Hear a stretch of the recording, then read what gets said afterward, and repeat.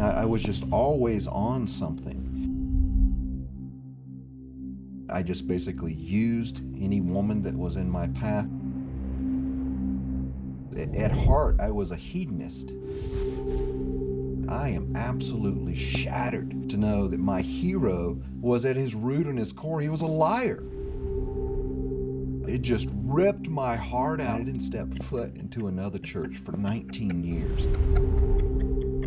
I kept getting this terrible depression, and I found that it would go away when I started drinking. Literally for 19 years, I stayed intoxicated or inebriated. I would go to bed drunk. I would wake up still drunk. During the day, I'd be popping Vicodin and pills, and I'd carry a little bullet of cocaine so I could, get my ups and my downs. So I kept having car accident after car accident. I couldn't hear anything. I thought maybe I was dead. 2,000 stitches in my body. I mean, we had people that were offering us $25 million. A multimillionaire was not enough. I wanted to be a billionaire. I wanted it all.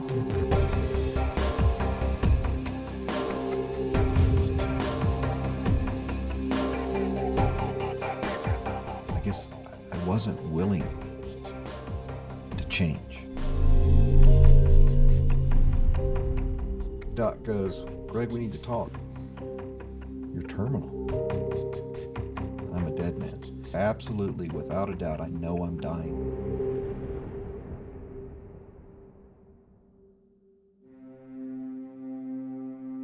It was a typical American household. Our family went to church. We did all supposedly the right things.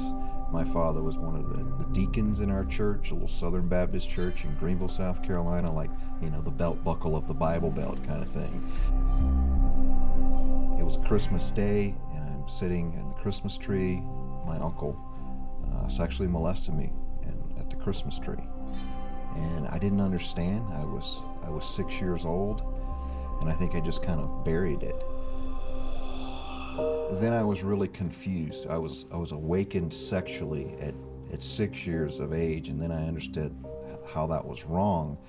And then I thought, I felt so guilty, like I had done something wrong. And so when I was 7 or 8, I started playing doctor with girls. And so it kept going on, and it got worse and worse. I ended up getting a girl pregnant at a very young age. I remember one night, just really crystal clear, when I was 12 years old, that it was right after the preacher had spoken, and he shared about Jesus, and then they started playing that music, like at the end of Billy Graham, that "Just As I Am," and they played it like 50 chorus lines. I'm going, dude, is this ever gonna end? I'm ready to get out of here. Man, I was white-knuckling the pews like this. I'm like, I'm not going down there. I can outlast this song. I really can. And the next thing I know, it's just like, am I really doing this? Am I really going to give my life to Jesus? And I walked down there, and my life changed from that time on. And it seemed like the stuff that happened when I was 6 just kind of disappeared. I didn't think about it anymore. My father, who was head of the deacons, he got caught cheating on my mother with a secretary of his company. And then it came out. My mom found out about it, and then the church found out about it. And what ensued was what they called church discipline, where they basically remove him from leadership in the church. And what I sensed in that whole thing was there wasn't any love involved in it. It just seemed harsh. And I kept hearing all these whispers and gossip in a little 70-person Southern Baptist church, and I'm like, I can't believe this. I mean, I'm already angry with my father. I mean, when I hear the news about Dad, I am absolutely shattered. I mean, I am devastated to know that my hero was at his root and his core, he was a liar. And it felt like that's exactly what all the church was, a bunch of lying hypocrites. And I left that church that day when I was 14, and I didn't step foot into another church for 19 years.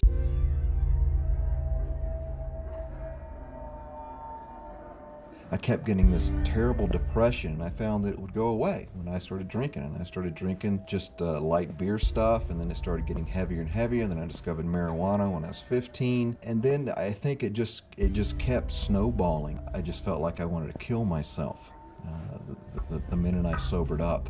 Literally for 19 years, I stayed intoxicated or inebriated in some way, shape, form, or fashion. And I know that sounds like there's no way somebody could stay that messed up for 19 years. I meet whole sets of new friends and make whole new sets of friends, and so they never know that I'm either drunk or I'm stoned or on some type of pill. They just think that's who Greg is. Greg is just a happy-go-lucky guy. He doesn't really care about anything. He's just going about his life, and he wants to make a bunch of money and just hang out on a beach somewhere and smoke dope and look at girls. That's who Greg is.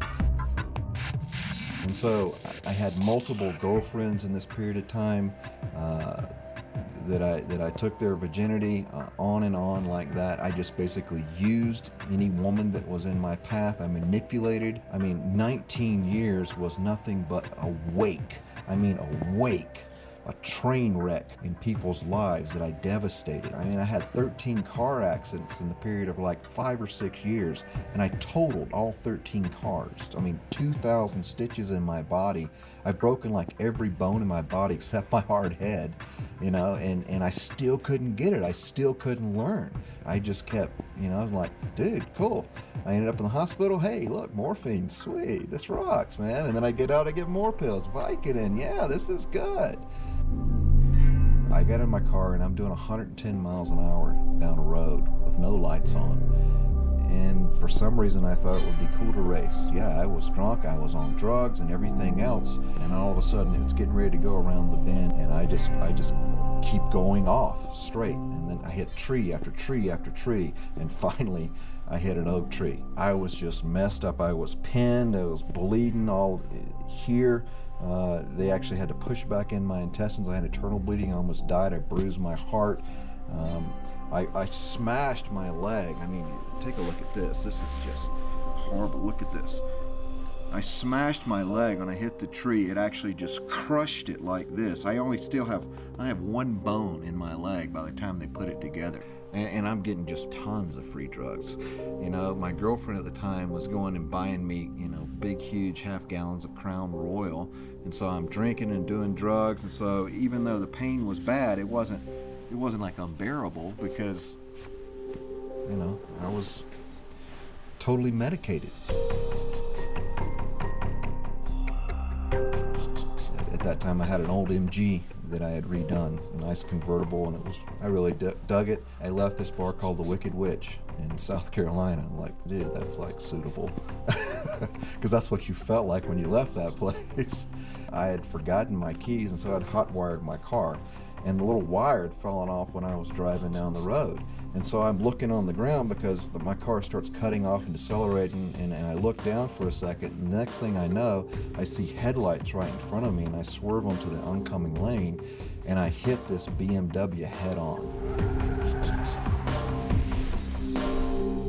I can actually remember that event because I was looking around, and there were like people on the side of the street just looking and staring. I couldn't hear anything. I thought maybe I was dead or something. It was just whispers of, and they were moving like in slow motion, pointing at me. And I just felt blood oozing down from my head and everywhere else. And the next thing I know, I woke up in the hospital. And I found out what happened. I had hit actually a Nigerian soccer player. He's a professional soccer player. I hit him head on in his BMW, and I ruined his life. He had to quit playing soccer for the rest of his life. His name was Christian, and Christian happened to be a Christian. And I know that it had to take everything in his heart to wheel into my room and to see how I was. I was the one that ruined his career, and yet he wasn't angry with me. He wasn't mad at me. Christian was Jesus in the flesh that day, and he forgave me that day. He forgave me. And you would think after an experience like that it would change something in my life. But it didn't. I got better. I got out of the hospital, and I forgot about Christian. I still didn't get it. I still just ignored it. I needed to forgive my dad. I needed to forgive the church. I needed to go back, and deal with that stuff in my life. But I wasn't ready to yet. At heart, I was a hedonist.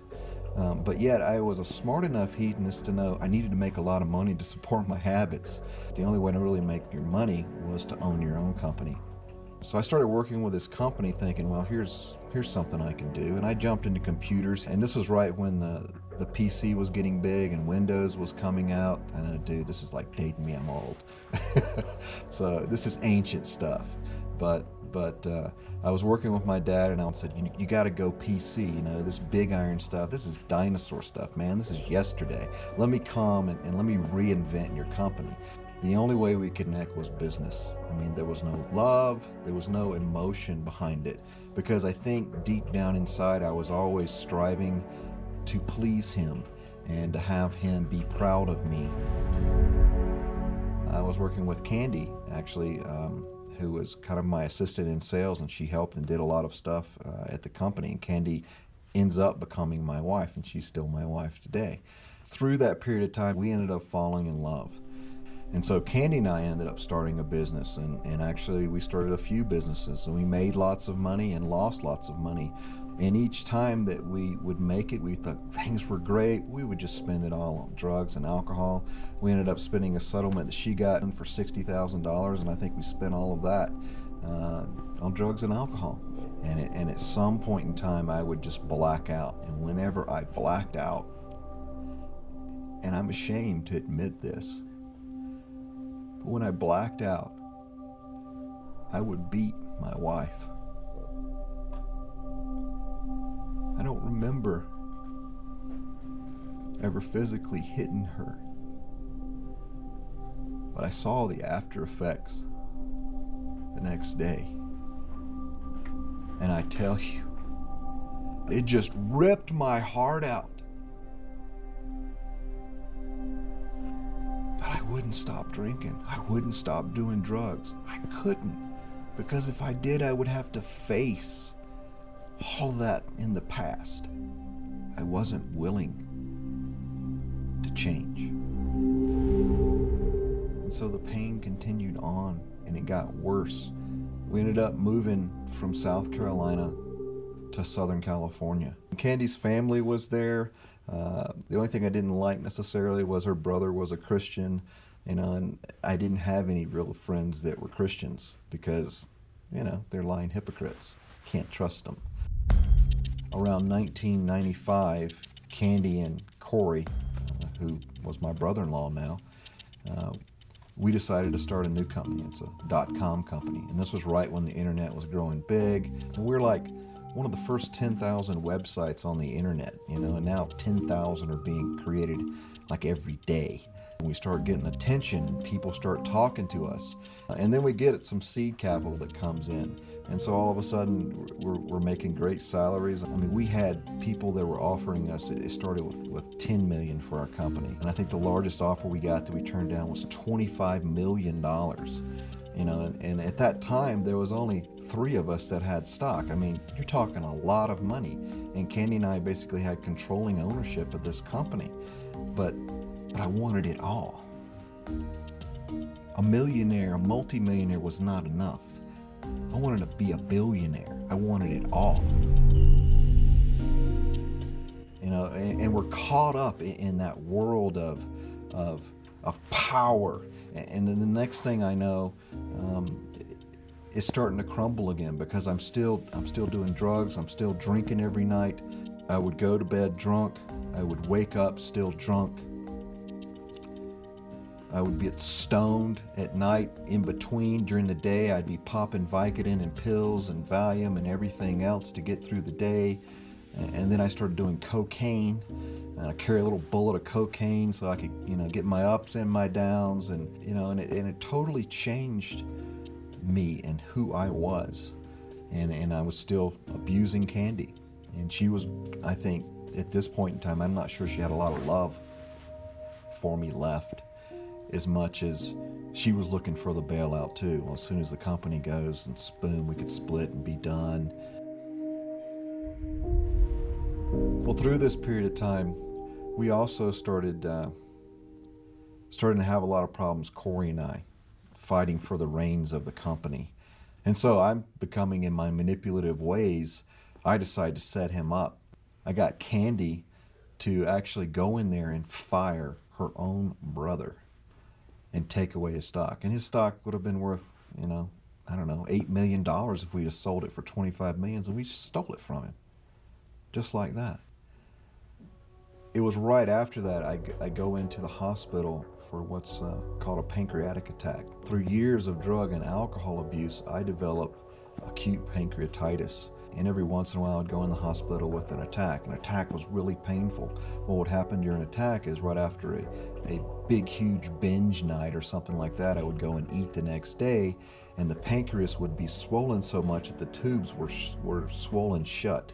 And so the enzymes would actually be activated on the inside of the pancreas. I mean, it would eat you from the inside out. I mean, it's incredibly painful. You go in the hospital for like 2 or 3 weeks. They pump you on tons of morphine, which at that point in time I thought, dude, that's kind of break even. But I had a lot of these attacks, and they started escalating in intensity and frequency. Doc goes, Greg, we need to talk. You've gotten to the place, there's just nothing else we can do for you. And I said, what do you mean, nothing you can do for me? And he just looks at me and he goes, well, you're terminal. What do you mean I'm gonna die? And I said, well, how long? 3, 4, at the most 5 years? 3 or 4 or 5, you're saying I'm gonna die in 3 or 4 or 5 years? And you can't even tell me when, and you can't do anything about it? And I felt this rage kind of well up in me. I started ripping out the IVs and everything else, and I said, well, what do I need you, Doc? And I got mad, and I called a taxi cab, and I went to my drug dealer in Newport Beach, and I bought $2,000 worth of cocaine. And I did all of it in about 35 days. I mean, I'm just trying to do anything just to numb the pain. And I get so paranoid with what's going on. I think every black car in the world is a government agent chasing me, trying to steal my company. I'm just like freaking out. But finally, I came to the end of myself. And I was so wrapped up in the drugs and the confusion and everything else that I finally just fell on my knees. And I cried out to God.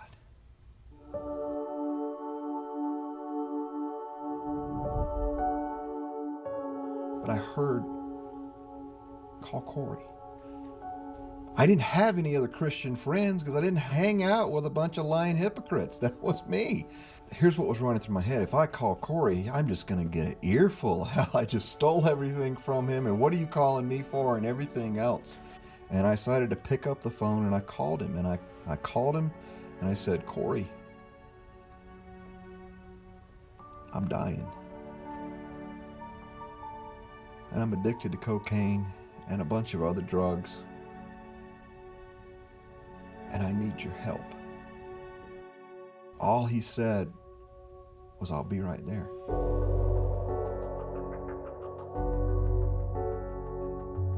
And he came and he just hugged me.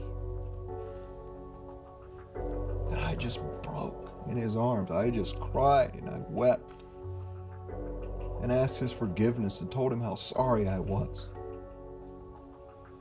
And he took me to a church.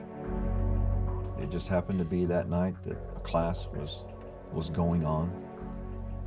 And I don't know if you know what a 12-step study is, but it's kind of like that, except it's Christ-centered. And so it came my turn to share. And I started confessing sins as far back as I could. I said, I did this wrong. I judged the church. I judged my dad. And I started confessing these things. And I couldn't stop.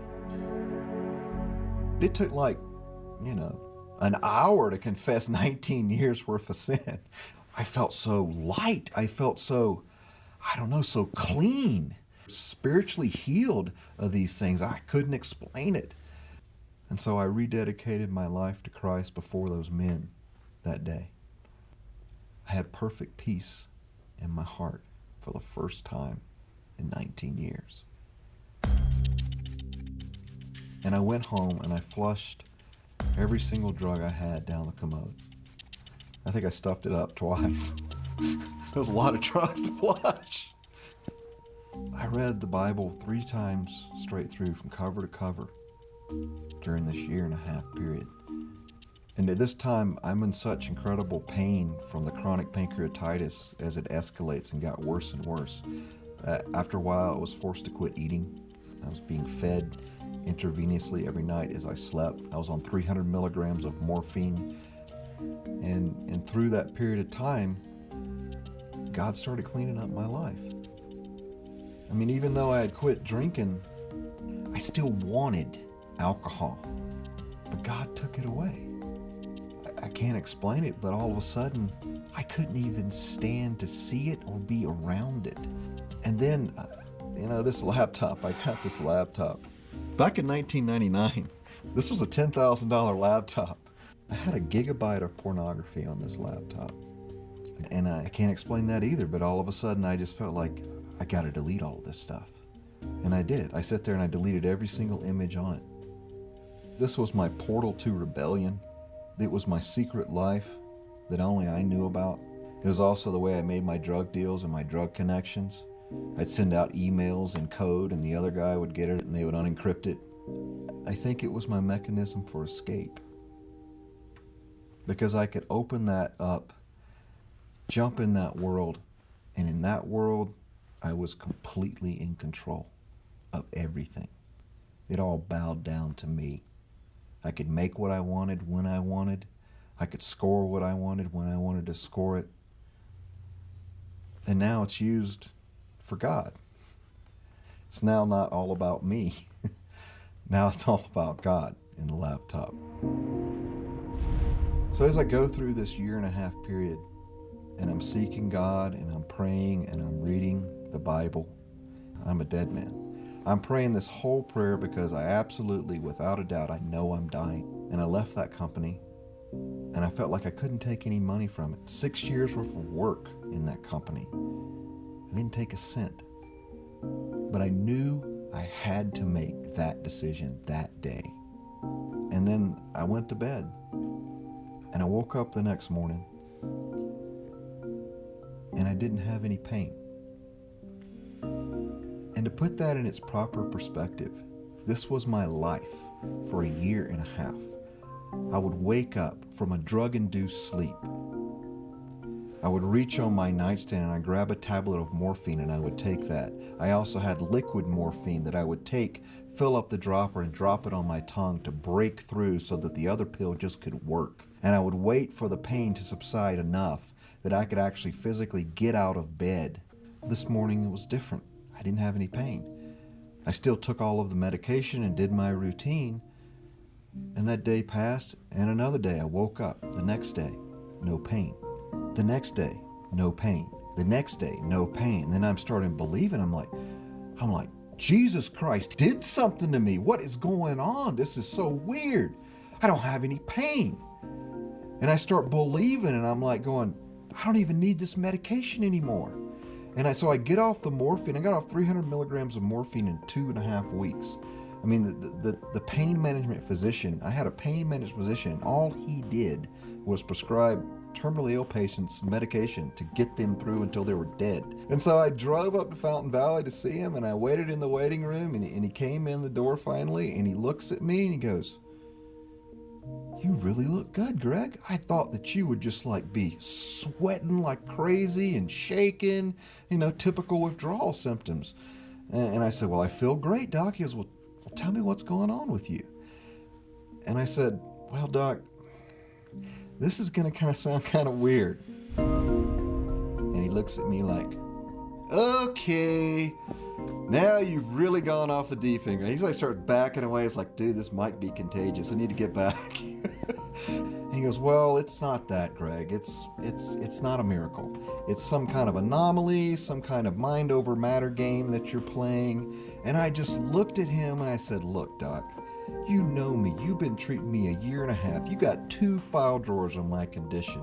You know that chronic pancreatitis at my stage, when it's pronounced terminal, is irreversible, that it's not transplantable, that after a while you can't eat any longer, and that it requires massive doses of pain medication just to get by each day. So how do you explain that I don't have any pain anymore, that I quit taking your medication, and that I'm eating again? How do you explain that, Doc?"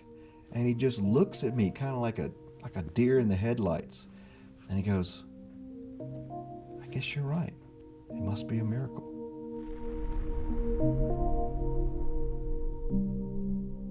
The process to forgive myself was really difficult, because it's one thing to ask for forgiveness from God and from others, and that's hard. But to forgive myself, it's constantly reading the Bible, where it says, "My sins are as far as the east to the west," and that my sins are cast into the bottom of the sea, that they are forgotten by God. And I can't beat myself up on it, because if I'm constantly beating myself up on it, that's like nailing Jesus back to the cross. I don't run my life out of guilt. I do it totally out of love, out of gratefulness and thankfulness that I have been forgiven. Reconciliation is a tough road to hoe when you've gone through so much wreckage of the past. But all things are possible with God.